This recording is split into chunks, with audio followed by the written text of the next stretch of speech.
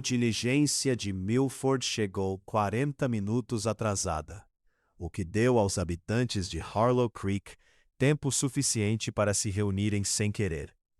Uma entrega havia chegado ao armazém geral de Puit.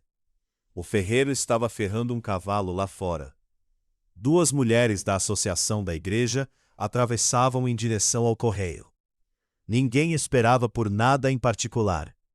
E ainda assim, quando a diligência finalmente parou na rua principal e a porta se abriu, quase uma dúzia de pares de olhos se voltou para ela, sem saber bem por quê. A mulher que desceu não parecia problema. Estava vestida de forma simples, um casaco escuro de viagem, sobre uma blusa clara, uma única bolsa na mão. Não era jovem da maneira que chama a atenção, nem velha da maneira que dispensa. Estava em algum lugar entre os dois, composta, um pouco cansada, mas com o tipo de serenidade que sugeria ter tomado uma decisão e não estar mais questionando. Ficou parada na calçada por um momento, observando a rua com olhos quietos e sem pressa. Então perguntou à pessoa mais próxima, um menino varrendo em frente à barbearia, uma única pergunta: em que direção fica a propriedade Bainbridge? O menino parou de varrer. Não respondeu imediatamente. Olhou para ela da maneira como as pessoas em Harlow Creek olhavam para qualquer um que pronunciasse aquele nome em voz alta. Um olhar rápido e involuntário que verificava se quem falava entendia o que estava perguntando. Aparentemente satisfeito de que ela não entendia, apontou para o oeste sem dizer uma palavra e voltou à sua vassoura um pouco mais depressa do que antes. Georgina Westland pegou sua bolsa e caminhou na direção que ele apontou. Ela havia escrito 3 cartas antes de embarcar na diligência. A primeira era cuidadosa e formal. O tipo de carta que uma mulher escreve quando tenta parecer menos desesperada do que está. A segunda era mais curta. A terceira, a que finalmente obteve resposta, era simples o suficiente para surpreender até ela mesma. Escreveu que não estava à procura de romance, que não tinha ilusões sobre o que um arranjo prático exigia e que estava disposta a trabalhar. Listou o que podia oferecer e não fez nenhuma tentativa de suavizar isso em algo mais atraente do que era. Denver Bainbridge havia respondido exatamente uma vez, em 4 frases. Confirmou a data de sua chegada, descreveu onde sua propriedade ficava em relação à estrada principal, observou que o quarto de hóspedes estava limpo e assinou seu nome. Sem amenidades, sem perguntas, nada que pudesse ser confundido com calor humano. Ela havia lido aquelas 4 frases 6 vezes durante a viagem e decidido que as respeitava. Ela o encontrou antes de encontrar a propriedade.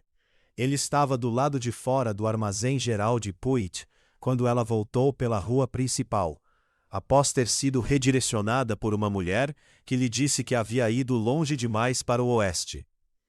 Ele estava carregando uma caixa de suprimentos numa carroça de plataforma, sozinho, sem pressa, sem falar com ninguém. As pessoas que circulavam pela calçada lhe davam um raio amplo, sem parecer pensar nisso. Como a água que se move ao redor de uma pedra. Ninguém o cumprimentava. Ninguém encontrava seus olhos. Ele também não parecia se importar de uma forma ou de outra. Georgina parou de caminhar.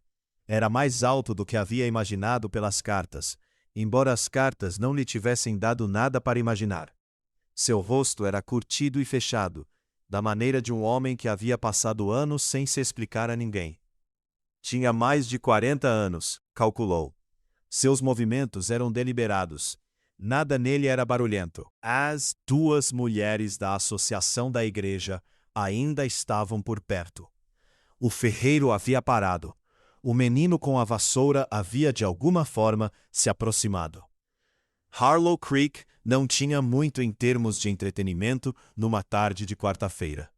E algo na determinação com que essa estranha caminhava em direção a Denver Bainbridge havia começado a atrair o tipo de atenção que uma cidade reserva para momentos que serão comentados depois.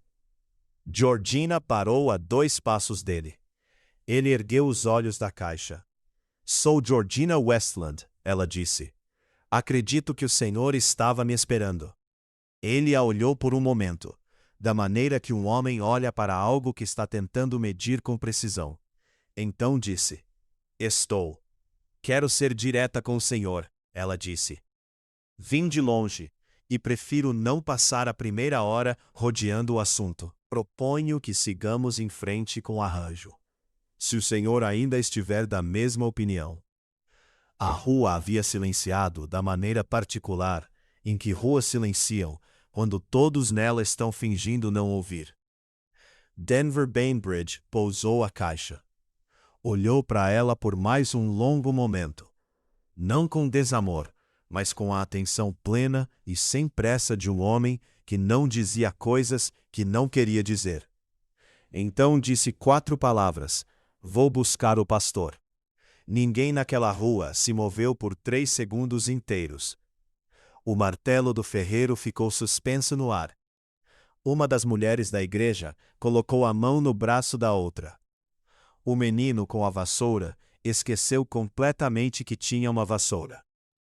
Georgina Westland fez um único aceno composto de cabeça. "Obrigada", ela disse. E foi assim que tudo começou. Não com flores ou declarações, não com o tipo de história que as moças eram ensinadas a esperar. Começou numa rua empoeirada de quarta-feira em Harlow Creek, com uma mulher que havia ficado sem opções mais fáceis e um homem que, por razões que ninguém na cidade compreendia bem, disse sim. O que nenhum dos dois poderia ter sabido ali, diante de metade da cidade, era quanto o outro já estava escondendo. E em Harlow Creek, os segredos tinham um jeito de vir à tona, estivesse você pronto para isso ou não. O pastor era um homem magro e sem pressa chamado Reverendo Oakes, que havia presidido assuntos suficientes em Harlow Creek para saber quando fazer perguntas e quando simplesmente abrir seu livro. Não fez perguntas. Abriu o livro. A cerimônia aconteceu na manhã seguinte, no pequeno salão atrás da igreja que cheirava a cedro e papel velho. Não havia convidados. Não havia flores. Georgina usava o mesmo casaco escuro com que havia chegado, tendo decidido na noite anterior que fingir o contrário só tornaria as coisas constrangedoras. Denver ficou ao lado dela, com uma camisa limpa e o chapéu nas mãos, o que era o mais próximo de cerimônia que ela havia visto dele até então. O reverendo Oakes leu as palavras.